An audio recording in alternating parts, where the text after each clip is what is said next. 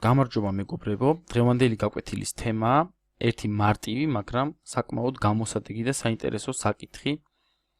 თუ როგორ შეიძლება ჩავსვათ წილების დიაგრამა, ეგრეთ წოდებული ნამცხვრის დიაგრამა და მასში ხაზგასმით გამოვყოთ რომელიმე შემადგენელი ელემენტი.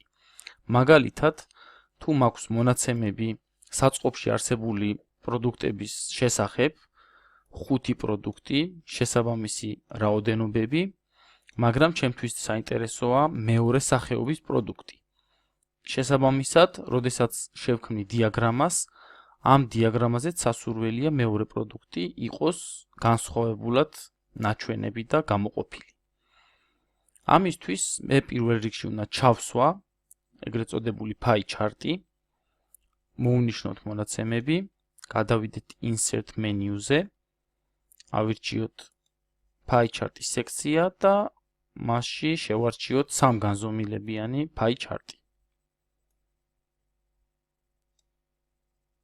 შევქმნით შესაბამისი დიაგრამა.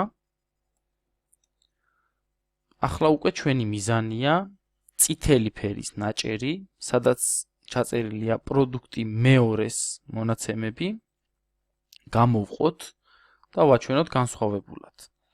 ამისთვის ორჯერ დავაჭიროთ მაუსის მარცხენა ღილაკს ამ ნაჭერთან, ერთხელ და მეორედ. ხედავთ რომ მოინიშნა ჩვენთვის საინტერესო ნაჭერი, მოვუკიდოთ მას მაუსით და გადავიტანოთ გარეთ. ხედავთ რომ საერთო სურათიდან გამოყოფილად და განსხვავებულად ვაჩვენეთ მეორე დასახელების, მეორე კატეგორიის პროდუქტი.